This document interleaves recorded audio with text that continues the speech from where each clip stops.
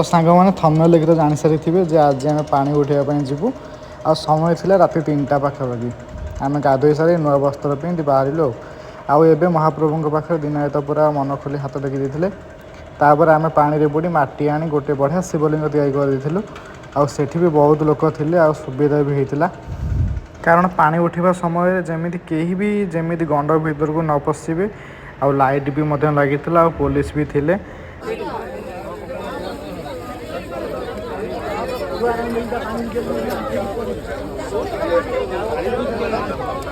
तापर आम पानी उठे बाहरिलु मुहर थिला शिव पंचाक्षर मंत्र हाथ में थिला गड़ू आ नड़िया आ मन भर थिला केमी भलरे भल पूजाटा सरी जाऊ।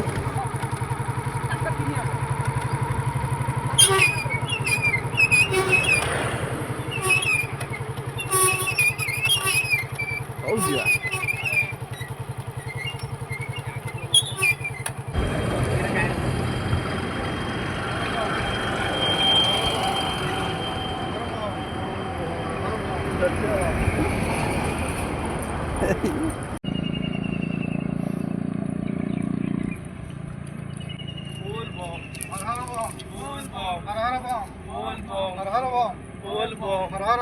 रामेश्वर पार करेगा रामेश्वर पार करेगा रामेश्वर पार करेगा।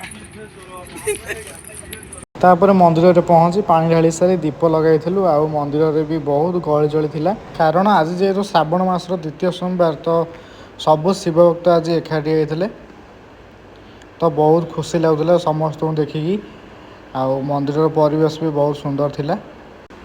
हर हर महादेव।